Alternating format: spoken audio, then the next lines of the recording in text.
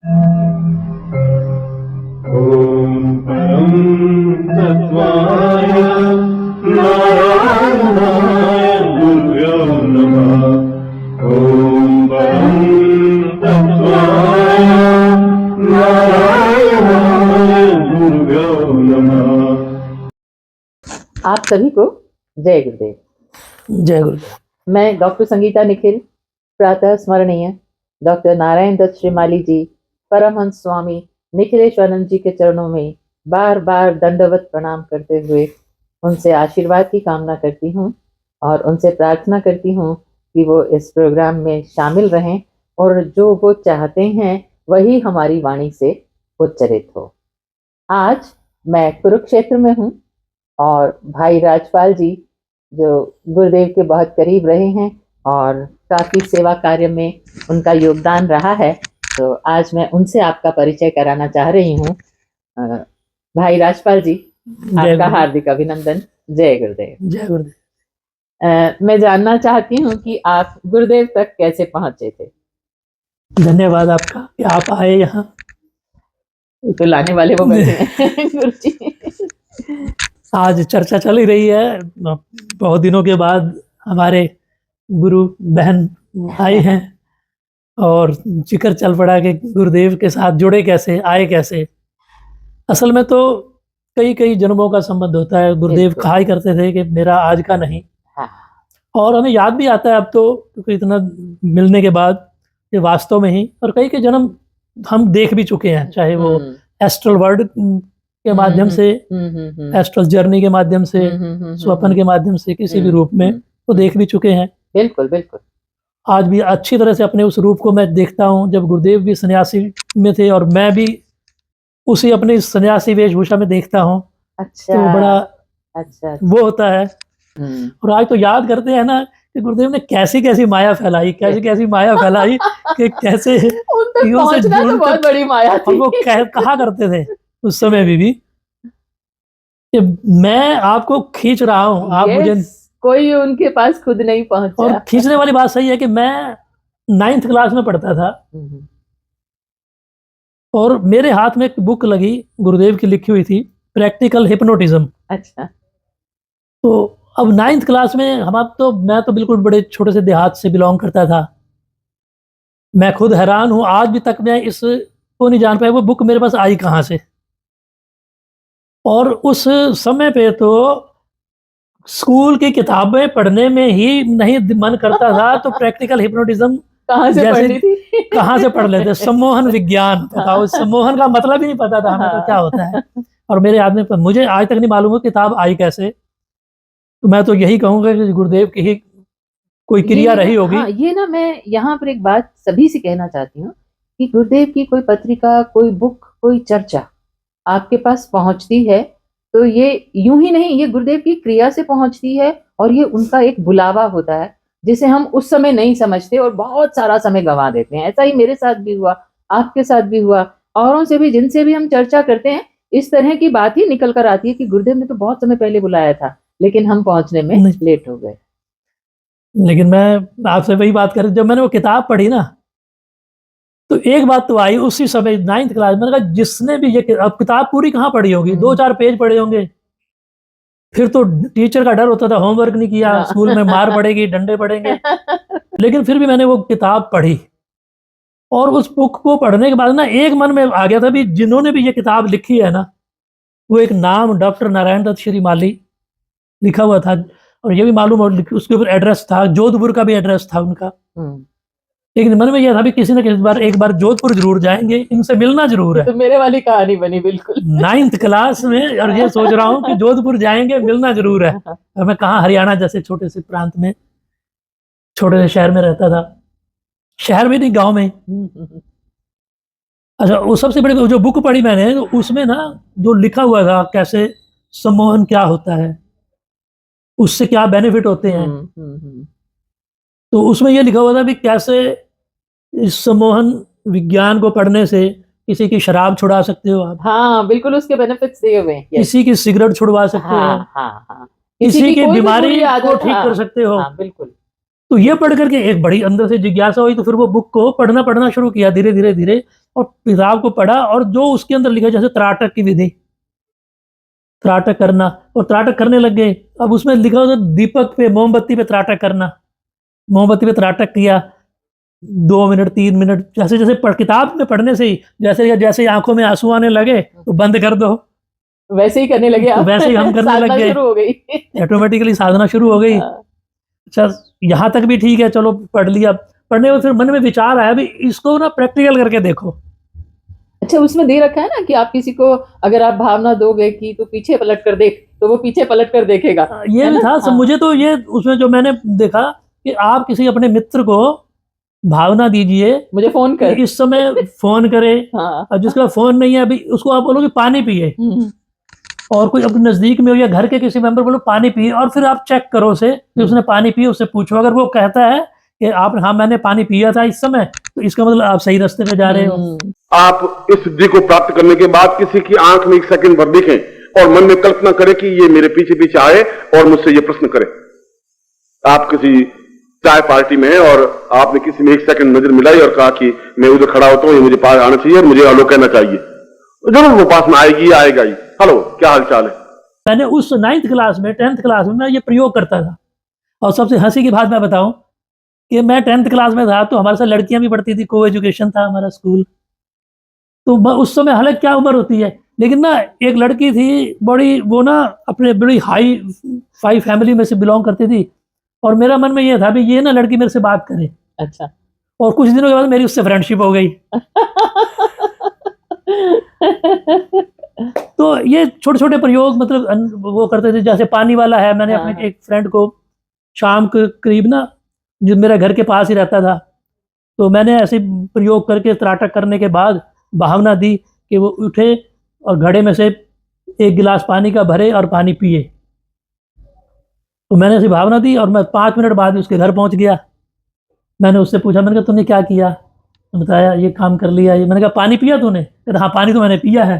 तो मुझे बड़ी खुशी हुई, मैंने अपने कॉलर खड़े कर लिए, मैंने कहा मैं तो सही रास्ते पे जा रहा हूँ। तो ये किताब पढ़ी थी, और उसके बाद मुझे नहीं पता कब वो किताब कहाँ चली गई। मुझे उसके बाद कभी किताब मिली भी नहीं वो। अच्छा, आई और गई। आई और गई। मुझे नहीं मालूम किताब कौन ले गया, कहाँ से गई, कहाँ से आई। मुझे इतना मालूम है कि कहाँ से आई और कहाँ गई मुझे नहीं पता। और वो ज़िंदगी चली गई। मैट्रिक 10वीं पास हो गई, कॉलेज में चले गए, और उसके बाद अपने बिजनेस में आ गए, मैरिज हो गई। लेकिन वो प्रयोग में करता रहता था। तो जब भी मैंने करता था मेरे को उसके अच्छे रिजल्ट आ जाते थे। काफ़ी टाइम, कभी मैंने 70 या 71 के अंदर, मैं 9th क्लास में था जब मैंने ये किताब पढ़ी थी, और 93 के अंदर आकर के, और मुझे याद भी नहीं था वो किताब कहाँ गई, राइटर कौन, सब कुछ भूल भाल गया था। एक दिन मैं अपने कारोबार में था, दिल्ली में रहता था, तो शाम को मैं जल्दी आ गया। तो आकर के मैं नहाया, गर्मी का मौसम था, 2 बेटे हैं मेरे पास, तो छोटे छोटे थे दोनों, तो दोनों की उंगली पकड़ी और इनको बाजार घुमाने ले गया। तो बाजार घूमने लगे, मेरे क्या खाओगे? इन बेटों ने वहाँ एक जमीन के ऊपर ना एक किताबें रख के बैठा हुआ था, मैगजीन किताबें वाले, बेच हाँ। वहाँ पर मैगजीन पड़ी हुई थी, और मैगजीन का नाम था मंत्र तंत्र यंत्र विज्ञान। मैंने कहा ये अलग सी किताब है, ये कैसी किताब है? सेम मैंने मेरे उसकी साथ हुआ था। प्राइस पूछी, 15 रुपए की या 14 रुपए की किताब थी तब उस समय। 14 रुपए की थी। हाँ। तो मैंने उसको 14 रुपए दिए और मैंने बुक ले ली, और मैं उस किताब को पढ़ा। मैंने पूरी मैगजीन पढ़ दी मैंने, बिना एक मतलब बिना स्टॉप के, पहले से आखिरी पेज तक पूरी मैगजीन पढ़ने के बाद ही मैंने, मेरे को मतलब वो हुई, उसकी जिज्ञासा शांत हुई। फिर मैंने पीछे देखा तो उसका एड्रेस मेरे घर के बिल्कुल पास में, फ़ोन नंबर भी दिया हुआ था। मैंने फ़ोन मिलाया, टेलीफोन उठाया तो वहाँ मिस्टर रजनीश थे। तो बड़ी स्वीट लैंग्वेज थी उनकी। तो जैसे मैंने फ़ोन किया, वहाँ से आवाज़ आई, जय गुरुदेव। मैंने कहा जय गुरुदेव। तो बोलिए। मैंने कहा भाई ये डॉक्टर नरेंद्र श्रीमाली कौन है? बोलो गुरुदेव है। तो मैंने कहा भाई मुझे मिलना है इनसे। तो कहते हैं हाँ। मैंने तो आप आ जाइए, सुबह आ जाइए, आज रात को आ जाएंगे वो, कल सुबह आ जाओ। कल सुबह आप आ जाओ। ठीक है जी।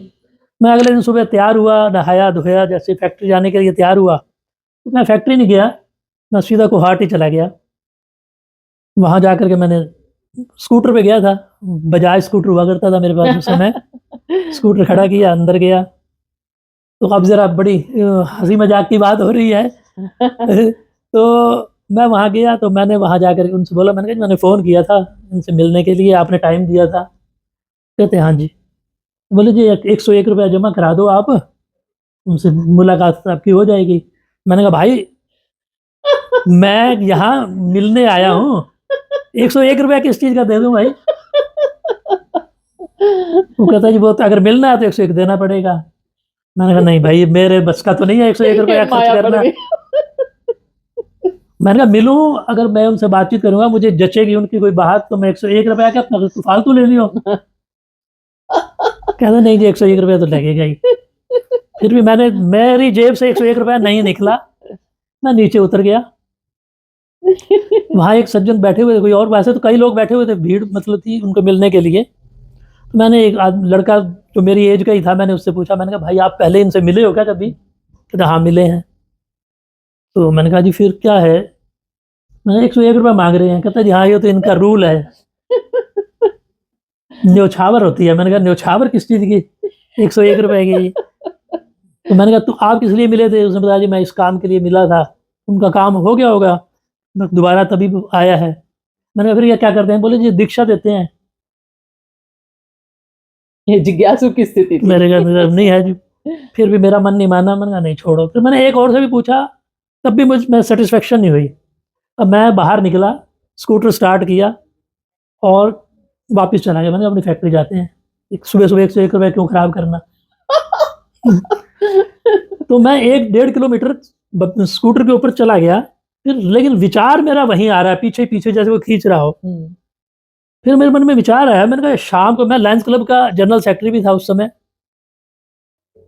तो मेरी लाइफ बड़ी अच्छी थी, फैक्ट्री चल रही थी, किसी चीज़ की कमी नहीं थी, 101 रुपये की कोई वैल्यू भी नहीं थी मैं कहूँ। लेकिन पता नहीं क्या था, 101 रुपये निकालने में मुझे बड़ी दिक्कत हुई। फिर मेरे मन में आया, मैंने कहा शाम को 300 रुपये की विस्की की बोतल आ जाती है, हम वो खर्च कर देते हैं, तो 101 रुपया तेरे से नहीं खर्च हो रहा, क्या दिक्कत है, कहाँ ये भी परेशानी भावना है? वहीं से आ रही थी। मैंने चल देखते हैं। मैंने ना स्कूटर वापस मोड़ लिया और स्कूटर वापस मोड़ा, जाकर खड़ा किया, अंदर गया उसी के पास ही। मैंने कहा भाई ये ले 100 रुपया और तू मुझे मिलवा दे। ये गुरुदेव की माया ही थी और कुछ भी नहीं था। तो मैंने 100 का नोट दिया। तो वहाँ मरकरी लड़का होता था, वो हाँ। पारे पे काम करता था, पारद विज्ञान पे काम कर रहा था। हाँ, तो गुरुदेव के पास ना अक्सर शिष्य अपना घर बार छोड़ करके सीखने के लिए आया करते थे, सेवा दिया करते थे। तो वो पारे पे काम करते, इसलिए सब लोगों ने उसका नाम मरकरी रखा हुआ था। हाँ। तो मुझे नहीं मालूम था। तो कहता जी, मैंने उसको 100 का नोट दिया, मैंने कहा ये रख ले भाई। कहता जी 1 रुपया और दो। मैंने कहा 100 कम है क्या भाई, तुम मिलवा तो सही। कहता जी नहीं उनका नियम ऐसा है जी, मैं तो नियम से बंधा हुआ हूँ, 101 रुपया ही। फिर मैंने ज़्यादा बहस नहीं की, 10 रुपये और दे दिए उसे। मैंने कहा तू रख यार, ये भी रख तू। और जीवन का राजा बनने से कुछ नहीं होगा, ये तो आज धन है कल चला जाएगा। और तुम केवल तुम्हारे चिंतन में बनियागिरी के अलावा सही अर्थों में तुम ब्राह्मण, क्षत्रिय, शूद्र तो मैं नहीं कह सकता, पर आप वणित तो ही, बनिए तो ही। अरे ये 10 रुपए खर्च करने गुरु जी को चढ़ाए, 5 भी चढ़ा दो, चलो 10 रुपए का 2 रुपए बहुत, अब उनको कौन गुरु दे थोड़ी रहे। ये प्रयोग चलिए घर में जाकर के जो गणित करता रहेगा वो सुनसान में और ही जाएगा, और कोई रास्ता है ही नहीं। अच्छा भैया पैसे आ गए, अब मिल लूँ जाके? क्या उसने नाम लिखा, मेरा एड्रेस लिखा, फ़ोन नंबर लिखा। कहता जी आपका ये जितने लोग हैं 35 लोग जो हैं, इनके बाद ही आपका नंबर आएगा। तो मैंने कि अंदाज़ा, कहते नियर अबाउट 3-4 बज जाएंगे, शाम तक ही नंबर आएगा आपका।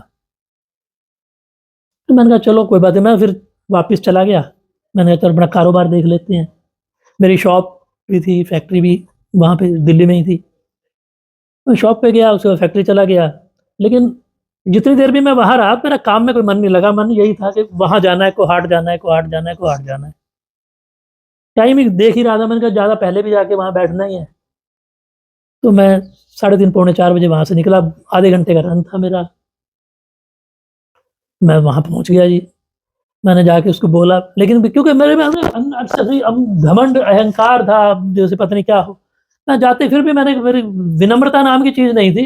मैंने उससे ये नहीं कहा कि भाई अब मेरे को मिलवा, या मैंने कहा बात सुन, तूने 4 बजे का टाइम दिया था, 4:30 हो गए हैं, तू मेरे को मिलवा क्यों नहीं रहा? मैंने बड़े उससे इसी ढंग से ही बात की। आज मुझे ये बात कहते हुए बड़ा दुःख हो रहा है कि मेरा बात करने का ढंग अच्छा नहीं था। कहता जी मैंने तो आपको आवाज़ लगाई थी, आप थे ही नहीं। उसने बड़े प्यार से बोला।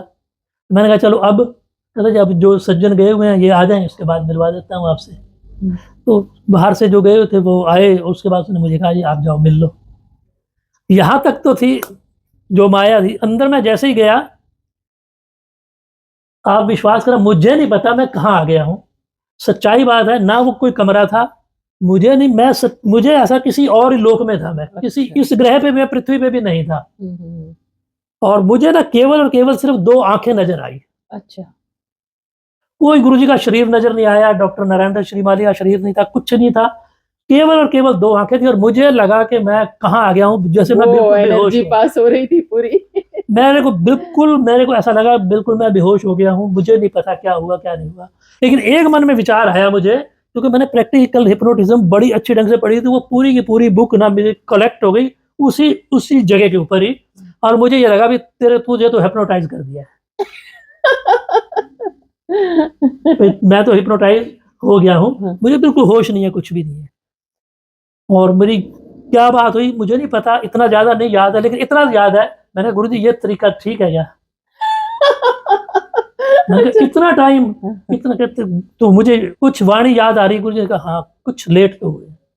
अच्छा, कब बुलाया था और कब पहुंचे हैं? मैंने कहा गुरुजी ये तरीका ठीक, मैंने ऐसे ही कहा, पता नहीं किस ले में कहा कि गुरुजी ये तरीका ठीक है क्या? इतना टाइम, इतना टाइम, इतना टाइम। हाँ थोड़ा सा लेट तो हुए। हाँ वही है ना, 9th क्लास में बुलाया था और कब जाकर पहुंचे? मैंने कहा अब, मैंने ही पूछा गुरुजी, मैंने कहा अब दीक्षा ले लो। अच्छा। और एक पर्ची बनाई गुरुजी ने और दे दी, और बस वो सब कुछ, वही कमरा भी नजर आने लग गया, गुरुजी भी नजर आने लग गए, सब कुछ नजर आ गया। बाहर आए जी तो ऑफिस था, राजेश बैठा हुआ था, मैंने उसको पर्ची दी। मैंने कहा भाई ये पर्ची दी है अंदर से, मुझे नहीं पता क्या लिखा है क्या नहीं लिखा, मैंने ना पढ़ी। वो कहता है जी गुरुजी ने 2 दीक्षाएं लिखी हैं, एक तो लक्ष्मी दीक्षा और एक गुरु दीक्षा। तो मैंने कहा दे दो फिर, मेरे को तो ये सब दीक्षा कोई चीज होगी, मुझे नहीं मालूम दीक्षा क्या होती है क्या नहीं होता, उससे पहले कभी ये जर्नी नहीं थी मेरी। मैं दे दो। तो कहता है जी 2100 रुपये तो हैं लक्ष्मी दीक्षा के और 440 रुपये हैं गुरु दीक्षा के, तो 2540 रुपये जमा करा दो आप।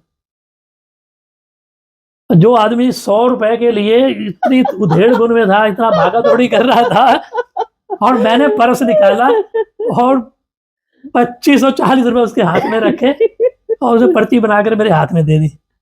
तो कहता जी कपड़े बदल लो। धोती में। हाँ। मैंने कहा कपड़े, मैं कहा भाई कपड़े काहे को क्या पहनूं? उन्होंने मुझे दी, एक धोती दी पीले रंग की, वो भी, और पीताम्बर। बोले ये धोती, मैं कहा मुझे तो नहीं बांधनी आती। तो उन्होंने शास्त्री जी को बुलाया, धोती बांधी होगी। हाँ। उन्होंने मुझे अच्छी तरह से धोती बांधी और मेरे सारे कपड़े उतरवा दिए, कंप्लीट बनियान भी उतरवा दी और पीताम्बर ओढ़ करके और बिठा दिया। मुझे तो ऐसा लगा कि मैं कौन से जन्म का सन्यासी हूँ, साधु हूँ। वो पूर्व जन्म ऐसा ही होगा ना। और मैं ऐसे बैठ गया।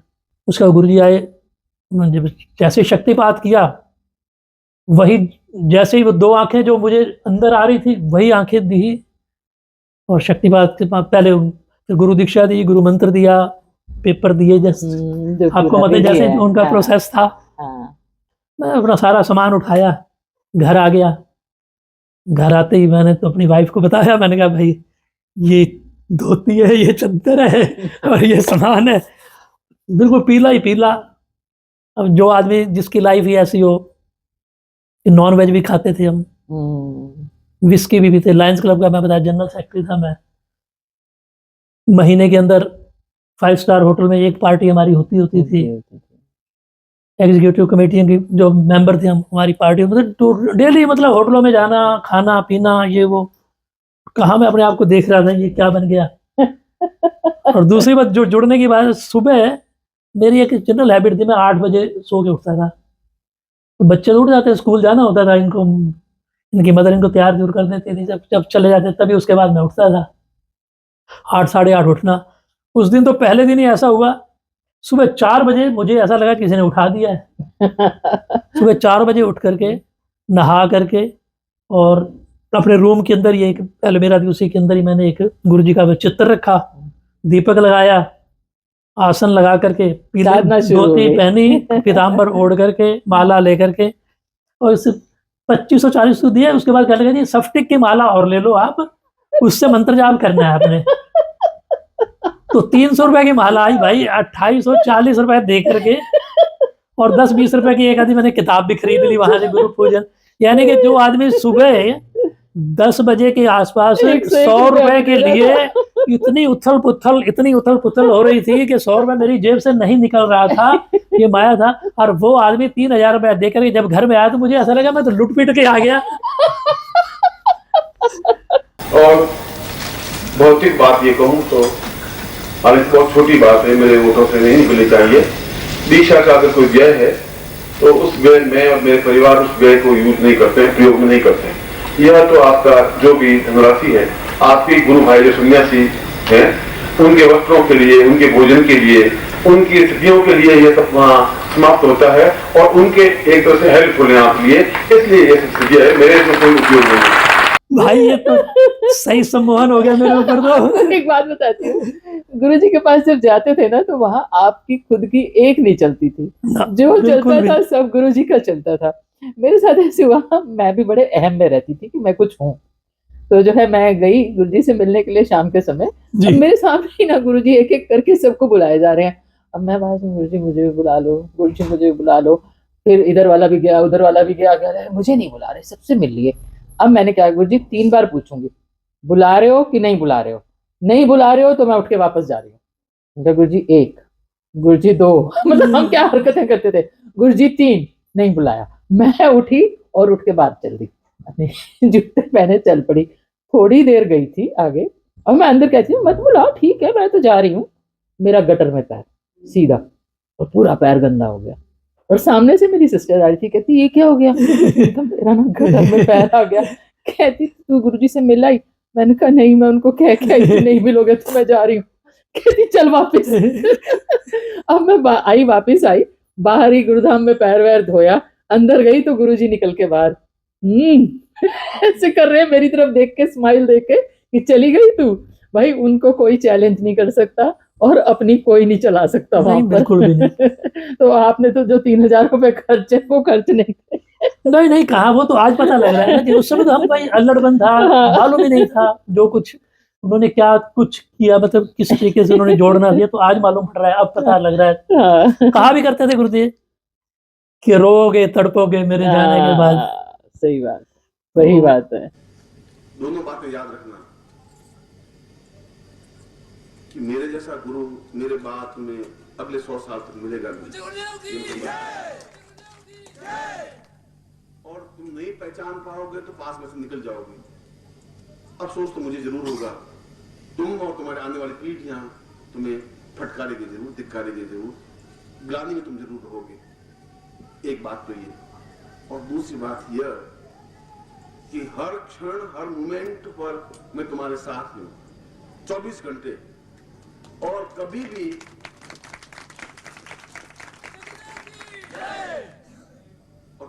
किसी भी क्षण तुम पीछे मुड़ के देखोगे तो मैं तुम्हें तैयार खड़ा मिलूंगा। ये बात है। और सबसे बड़ी बात मैं आपको, जो ट्रांसफॉर्मेशन किसको बोलते हैं, उससे पहले मैं सिगरेट पीता था, डेली 1 पैकेट तो मिनिमम होता था, और ज्यादा भी हो जाती थी। मैक्सिमम हफ्ते में 7 दिन होते हैं, तो चलो मैं भी कभी मंगलवार को नहीं पी, नहीं खाया, अदरवाइज विस्की। घर के अंदर मेरी वाइफ इतनी परेशान हो जाती थी कि रात को 2-2 बजे तक पार्टियां चल रही हैं, फिश फ्राई हो रही है, नॉन वेज चल रहा है, और ये भी दुखी हो जाते थे बेचारे। वो दिन था, एक ही दिन के अंदर, एक ही क्षण के अंदर मैंने सिगरेट छोड़ी, छूट गई, शराब छूट गई, नॉन वेज छूट गया, एग छूट गया, प्याज छूट गया, लहसुन छूट गया, एक ही क्षण के अंदर मतलब सब कुछ बदल सब गया। चेंज हो गया। इतना जबरदस्त चेंज हुआ कि मैंने वो बताया, जो गुरुजी का प्रोसेस था वो किस ढंग से करते थे। डेली की बात यह मतलब कि वो जब गुरु मंत्र 4 माला पहले, जिस आदमी ने कभी माला हाथ में ना उठाई हो, शास्त्री जी ने पहले दिन बताया कि माला ऐसे करनी है, सुमेरु को क्रॉस नहीं करना। उससे पहले मैंने माला देखी नहीं थी कभी। और एक एक मंत्र जाप, ओम परम तत्वाय नारायणाय गुरुभ्यो नमः, 4 माला मंत्र, फिर ओम रीम मम प्राण दया रोम प्रति रोम चैतन्य जागृह रीम ओम नमः, 1 मन का, 2 मन का, 3 मन का। अरे करते करते कहाँ 4 बजे नहा करके मतलब 4:30 बजे तक बैठ गया होगा मैं उस पे। और जैसे मैं 8 बजे उठता था सो करके 8 साढ़े 8 बजे, और वही 8 बज गए मुझे। 4 घंटे की साधना कहने की बात होती है। फिर 11 मतलब फिर गायत्री मंत्र, फिर 11 माला लक्ष्मी मंत्र। ये साधना का ये मतलब किस तरीके इतनी जल्दी कितनी कैसे ट्रांसफॉर्म हो गया मतलब। ये क्या और मुझे ये लगने लगा कि भाई मैं वो राजपाल वो सुदेश नहीं है, या मैं तो वास्तव में कोई बहुत बड़ा उच्च कोटि का सन्यासी हूँ। तो आज तो सब कुछ ही अब तो सब कुछ ही मालूम है। अब तो कुछ लगता ही नहीं है ना। उस समय तो देखते थे गुरुजी गुरुजी, आज तो लगता है अब तो गुरुजी ने जो प्रयोग ही इतने इतने करवा दिए। गुरु हृदय धारण प्रयोग, मेरे को लिटा करके मेरे जहां हृदय स्थल होता है उस जगह को खड़े हो गए मेरे। मुझे तो ऐसे बोले लेट जा। और मेरे भागा इतना बड़ा आदमी मेरे छाती के ऊपर चढ़ रहा है, मेरे तो प्राण ही निकल जाएंगे। लेकिन वो तो आज मालूम पड़ा है कि ये क्या उस समय नहीं पता क्या था कुछ उन्होंने ब्रह्मांड भेदन, ऐसी ऐसी क्रियाएं, ऐसे ऐसे प्रयोग। तो ये गुरुदेव सब आपकी कृपा है, आपका आशीर्वाद है। आपने स्वयं ही खींचा है हमें। गुरुजी खुद ही क्रियाएं करते हैं। ये तो हमारे लिए ये तो बातें ही रह गई हैं। 3000 1000 अब तो हमें ये महसूस होता है कि हम अनंत ब्रह्मांड के स्वामी हैं। बिल्कुल, क्योंकि जो आप ही का स्वरूप हम हैं, आप ही हमारे स्थापित हो गए। तो आज तो हम स्वयं अपने आप को निखिलेश्वरानंद का स्वरूप ही समझते हैं। बिल्कुल बिल्कुल। इसके साथ ही मैं सभी को जय गुरुदेव कहती हूँ। जय गुरुदेव सभी को। राजपाल जी फिर भेंट होगी, आपसे बहुत सारे और अनुभव मुझे प्राप्त करने हैं। आपका भी बहुत बहुत धन्यवाद। सभी को जय गुरुदेव।